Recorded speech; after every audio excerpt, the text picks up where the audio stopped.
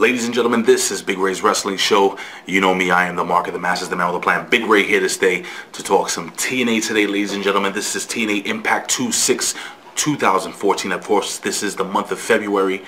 Guys, before I jump into the TNA Impact recap and review, don't forget to join me and my tag team brother from the north, Mr. Andre Corbeil. Follow him at Andre_Corbeil. Of course, Andre Corbeil on YouTube, and Andre Corbeil 2 also on YouTube. And don't forget to follow, of course, the legend, the foundation of OneWrestling.com, Mr. Bill Apter at Apter One Wrestling. Now, oh, and if you want to follow me at Big Ray Show, you can also follow me on Twitter now. The TNA Wrestling Show, we have a lot of fun guests lined up. I'm not gonna spill the beans. You have to tune in every Saturday night at 8 p.m. Eastern Standard U.S. time. Now, this Impact, the storytelling in this Impact was excellent. Now, last week, when the American Wolves had Rockstar Spud down on that mat, the American Wolves, I am going to quote, it was said over the microphone, they are very interested in the tag team match that was going to happen that night. Now, we know that MVP has been revealed as an investor, but I don't think he is the investor. See, a lot of people are reporting that he is the investor. The investor is revealed. Guy, let me tell you something. It's not just him who I believe is the investor. I believe there are multiple people involved. Now, if you follow me here at OneWrestling.com, if you watch the TNA Wrestling Show, my good buddy Andre said that he believes that Jeff Jarrett may be involved. Well, obviously we know Sting is not involved because Sting signed a legend contract with the WWE. But is it possible that maybe it's not Jeff Jarrett? Could it be the Great Muta? Could it be somebody we don't even know is gonna be involved? Guys, I want you to leave your comments here below. I want to know whether you think MVP is the end-all be-all, or whether there are going to be multiple investors, and if you think there are, give me a list of who you think they are. We'll jump into tonight's show now. Right off the bat, we have the American Wolves walking into the arena with one of the investors, MVP. Now, right off the bat, we jump into Eric Young and Abyss going at it backstage. Now, this match was, of course, a Monsters Ball match. I mean, there were tables, there were chairs, there were pipes, cookie sheets, or cookie trays, whatever you want to call them. During this match, it was extremely brutal. It was very entertaining. Abyss takes the bag of thumbnails, spreads thousands of thumbnails all over the mat. Now, Abyss is fighting Eric Young at the top rope, and Eric Young is able to do a sunset flip into a power bombing Abyss onto the thumbtacks. And the guys, you cannot fake those thumbtacks. They were sticking into Abyss. He was bleeding. He was cut. It is legit. So he gets powerbomb onto the thumbtacks. Then during the match also, EY takes a crazy bump where Abyss is actually, again, EY is at the top rope, and Abyss knocks him off the top rope onto the floor. But before he hits the floor, he goes through a table. So that was actually a really, really good bump, and the fans were really into this match in Glasgow, Scotland. Now, finally, towards the end of the match, we have Abyss. He goes under the ring, and guess who he finds? Oh man, you know what it's like going back to an old girlfriend. He finds Janice under the ring. Now, just as he's about to use Janice on Eric Young pulls the mask of Abyss off, exposing him, what a surprise, as Joseph Park. Now, Joseph Park, or Abyss, hits the black hole slam for the 1-2-3. Now, I'm very interested to see where this is going, where this character is going. Now, obviously, I had mentioned it 1,000 times, I was very tired of seeing Joseph Park. Now, Joseph Park was a fun little character, and he was fun for the short term. And I was getting a little tired. They kind of stretched it out a little too much, again, in my opinion. I want to know what your opinion is regarding the character of Joseph Park. But Joseph Park, after winning that match and hitting the Black Hole Slam and getting the 1-2-3, he takes a shard of glass, mirror glass, and he's looking at it, and it's kind of like he's coming to the realization that Eric Young was right all along. Now, again, I do not know what direction they're going with this character. I want to leave it to your imagination, guys. Please leave your comment here below. Interesting match. Fun match. I really enjoyed it. Now, Bobby Roode is backstage with Dixie Carter, and Dixie Carter is having one hell of a time after, especially last week. And Bobby Roode basically wrote his own contract because Dixie Carter did promise Bobby Roode that he would get a world title shot. And basically, Dixie Carter says that, you know what, she doesn't have time for this. She's trying to brush him off, and then finally, she says, you know what, I'm going to make a match. If you can beat Samoa Joe, who's the #1 contender, then obviously I can book a match with you as a #1 contender, and then we move on from there. The only problem is that, well, Bobby Roode isn't too happy having to face Samoa Joe, because Samoa Joe has been running through the roster recently. Samoa Joe is stepping it up. Now, we're going to move on to MVP. He goes to the ring and he cuts a promo. Now, let me tell you something. This guy is great on the mic. Okay, I'm not just putting him over because he's helping TNA and I'm a TNA fanboy. You guys know I am a WWE fan. I am a wrestling fan. Okay, MVP has always been good on the mic, and he was excellent on the mic tonight. Extremely charismatic. He talked about consequences. He talked about his mistakes in the past, and he learned from his mistakes. But there are always consequences, and he explains how he loves professional wrestling, how he is not a sports entertainer, but he is a professional wrestling, and I think it was a damn good promo slash speech. Very believable. I was really into it, and again, his charisma just pours through that television screen. I would like to know if you guys agree with me or disagree with me. Leave your comments here below. Now, he blames the non-success, if that's even a term or word, but he blames the lack of success on poor mismanagement or mismanagement. And well, while he's going into this banter, Rockstar Spud comes in and interrupts MVP, and he basically says that MVP should introduce himself personally to Madam Dixie in the back. Well, MVP basically says, you know what, cuts through all the crap. He says, you know what, with the blessing of the board of directors, MVP will be making a match without dealing with Dixie. Obviously, MVP has a hell of a lot of pull here, or his character does in this at TNA right now at this point in juncture, and he books a match with Magnus, a non-title match versus Kurt Angle tonight. Really cool. So now we move backstage and we see Bully Ray, and Bully Ray has the dark sunglasses, he's got the hoodie on, and he quotes Coolio. If you don't know what I'm talking about, go back and check it out. So he quotes a Coolio song, and Bully Ray says that the next person he sees will basically go in the coffin, and Mr. Anderson, you're the one to blame. He's taking it out on whoever he sees. Now, we go backstage and we see Chris Sabin, and Chris Sabin is sitting in the back in a special room, as he said, and he seems to be extremely humbled. He says that Velvet Sky is a beautiful girl, which she is, a gorgeous girl, and he says she is worth fighting for, and he wants to make a special moment with her on camera. We find out later what this special moment is. Now, we have a match. We have a TNA legend. He's spicy. He tastes great. Yes, it is Curryman. He's in the ring, but this wasn't an official match. Bully Ray rolls the coffin down the ring, and Curryman is trying to get the fans all fired up. He's stomping his feet. He's doing his dance. He's getting ready to rock, and he runs and he charges at Bully Ray, and Bully Ray lands a huge boot to the face of Curryman, then hitting a jumping, spiking, Paul Orndorff-like pile driver on Curryman, and then tosses him into the coffin.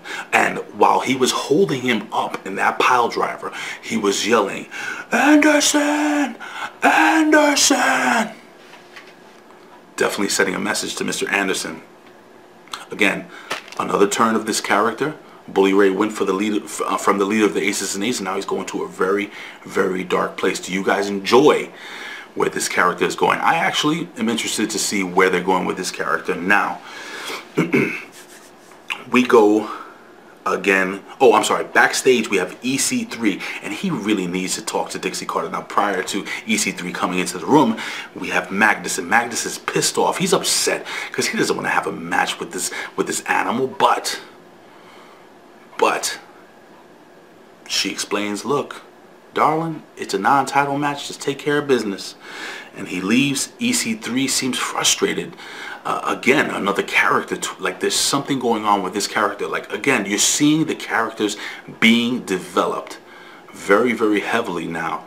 And I think in the future it's going to lead to really good television and good shows. Listen, TNA has the in-ring talent. Again, their writing and their storytelling wasn't always the best. The best selling point of TNA has always been the in-ring talent. But if you want to reach a multitude of fans, if you want to reach the, let's just say, the average wrestling fan, you know, you're going to have good storytelling. And I think they're building towards that. So anyway, now we have Austin Aries, and Austin Aries comes into the ring, and Austin Aries cuts a great promo in the ring, as he always does, and the fans in Scotland were behind Austin Aries. They were chanting his name. Austin Aries proceeds to put himself over, and he says that he will be the World Heavyweight Champion again. He discusses how he cashed in that X Division title and he wants to do it again, but while he's talking about it, the Bromans come out and they're on the stage, and they're chest bumping and they're fist pumping and all that other stuff, and they're basically distracting Austin Aries. And from behind, Zema Iron comes, takes Austin Aries out from behind, and then hits him with the briefcase. Now, people forget, I don't know if you guys remember, but yes, Zema Iron actually opened that briefcase and he had an X Division title shot, which he cashed in. But when he cashed it in and the referee came down the ring, guess what, guys? Austin Aries was able to kick out, and Austin Aries proceeded to dominate the match from that point. Austin Aries hitting a beautiful running drop kick into the corner on Zema Iron, then hitting a devastating brainbuster on Zema Iron. Austin Aries going over really strong, getting the 1, 2, 3. And now we continue to move on. More character development. We have Samuel Shaw, and it's a little black and white recap, video recap of his craziness, basically. And Christy Hemme, well, she basically questions. She's like, you know, we got to talk. And what the hell's up with the mannequin? Sam Shaw is nuts, ladies and gentlemen. He is nuts, and she wants to know what's up. You know what? I don't think she wants to deal with it. She basically tells him, you know what, we're gonna have to just keep this professional. And Sam Shaw says, okay. And then he gives that crazy American Psycho, when you're not looking, I'm gonna put a plastic bag over your head and choke you to death kind of look. Really, really cool character development. Again, Sam Shaw has gotten a lot better in the ring. I don't know if you guys have been following him in OVW, but he has been getting a hell of a lot better in the ring. And again, with a good character behind his in-ring talent, I think this kid has a long way to go. So now we have backstage Dixie Carter, and Dixie Carter wants to know, as she's sitting with MVP, she's sitting across from MVP the investor, why did he keep his identity hidden? And anyway, they proceed to talk, and she keeps putting herself over, she's beautiful and all this other garbage.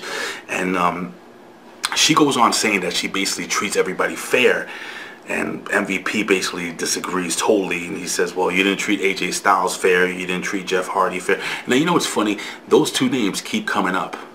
Now again, you know, we know AJ Styles is wrestling with ROH, and he is not signed officially to TNA, but I have really good sources, and I'm not trying to sound like a cornball. I legitimately, if I say it, I'm telling you, I have a good source that I know that is telling me that AJ Styles will be back in TNA. Remember, you heard it here, guys. And Andre Corbeil has been saying it for a long time, too.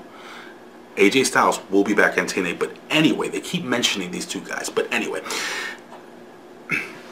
Dixie Carter brushes them off and calls them disgruntled employees. Anyway, MVP says, you know what, forget about discussing this garbage backstage. We need to take this to the people. We need to take this out to the ring. I want to discuss this with the people who pay for tickets, with people who buy tickets. I want them to hear our open discussion. And as MVP walks out, Rockstar Spud goes, he says, and I quote, he is looks like a bloody nice bloke. Well, Rockstar Spud is just basically kissing up to whoever's in charge. So now we have Kurt Angle versus Magnus. Now, you know, during this match, Kurt Angle was in charge of the match. At one point, he had Magnus in the ankle lock, and a frustrated EC3 comes into the ring, attacks, clips Angle's leg from behind, the bad knee, and apparently he's been favoring that knee all over the place. Everywhere he's gone, he's been favoring the knee. He actually attacks the knee, and he proceeds to hit the knee with multiple chair shots, and then he puts him in somewhat of a knee bar, an MMA-like knee bar, bending the knee the wrong way. Kurt Angle is hurt. Kurt Angle is taken out on a stretcher. We go backstage. We have Samoa Joe, and Samoa Joe is fired up, and he says that he will win the war even if he has to win it by himself. I love the fact that Samoa Joe is finally getting a legitimate big role as a leader in this company. It's about damn time. Do you guys agree? Leave your comments here below. Now, backstage we have Eric Young, and Eric Young basically comments on the fact that, you know, that he was right all along, that Eric Young was, that Abyss was Joseph Park. And the one thing he poses a question to himself. He says, you know what, look, I don't know what's going to happen. Now we go backstage again, and we have Chris Sabin again. More story development. Chris Sabin, and again, I'm not a big fan of too much of this. You guys know that, but this was good this week. I actually enjoyed this. And Chris Sabin, he looks like he appears that he's going to propose to Velvet Sky. He actually pulls out a ring box, and then he goes, "Will you? Will you?" And she's she's crying. I can't believe it's going to happen. Chris Sabin says, "Will you? Will you get out of my life?" Totally pulling the wool over Velvet Sky's eyes. Then he proceeds to do something totally out of the ordinary. He challenges Velvet Sky to a match next week. He says he wants to show that he is the star of this couple. He is the star of the show. So next week he is gonna challenge his girlfriend or his ex-girlfriend Velvet Sky to a match to show who is the true star. That's gonna be really interesting, and you can't say it's not. It's gonna be something. But anyway, we move on to the #1 contenders match between Samoa Joe and Bobby Roode, and I gotta be honest with you, they are really building Samoa Joe to be the monster that he always has been. Samoa Joe is well over 300 pounds, moves like a cruiserweight, and has great technical ability and great mic skills. This guy is a star. After a big STO, Joe hits the muscle buster, and he actually chokes out with the rear naked choke. He makes Bobby Roode tap. I don't think Bobby Roode's ever going to see that title shot. And I have a feeling down the line, don't quote me on this. Well, you know what? Quote me on this.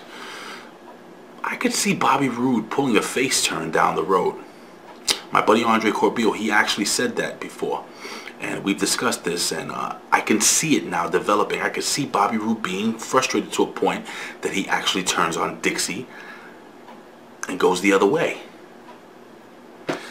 So now we wind down to the end of the show, and finally Dixie Carter is in the ring, and she's confronted by MVP, and they go back and forth with their banter, and Dixie Carter saying how beautiful she is and so on and so forth, and how she's a team player and all this other garbage.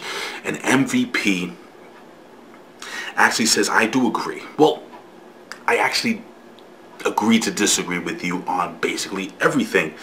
And he explains to her how she doesn't know the difference between a wrist lock and a padlock. And he basically says she single-handedly has destroyed, with all the bad decisions she's made, the bad wrestling decisions, she has destroyed the potential of this company. And he explains to her that her terror is over. He explains to Rockstar Spud and Madam Dixie that he will be very, very hands-on. And then he proceeds to say that changes will come into effect very, very soon. Guys, again, a really, really good show. Again, not a lot of wrestling, but the story development, the storylines are becoming interesting. And there's so many different storylines going on here, and I'm interested to see where this is going to end up. Ladies and gentlemen, you can follow us here every single week at OneWrestling.com, YouTube /OneWrestling video. You can follow us on Twitter at OneWrestling. Follow me on Twitter at Big Ray Show. Follow my buddy Andre Corbeil at Andre_Corbeil. And of course, the legend Bill Apter at Apter1Wrestling. And don't forget to check out the Can-Am Wrestling Show every Saturday night, 8 p.m. Eastern Standard Time, U.S. time. We're going to have a lot of fun this weekend. We have a lot to talk about, guys. And ladies and gentlemen, I say this every single week. I would do this for a living. But if I can, I would do it anyway. Why? Because I love talking wrestling. And guys, do not forget, support our friend Shauna, who just had 2 great matches over there across the pond. Guys, support Shauna. Hashtag Shauna4, the number 4, TNA. Shauna for TNA, guys. She's a great talent. She's a beautiful girl, and I gotta be honest with you, she's a sweetheart. Ladies and gentlemen, I will see you next week. Hopefully, I see you guys Saturday for the Can-Am Wrestling Show. Peace. Later.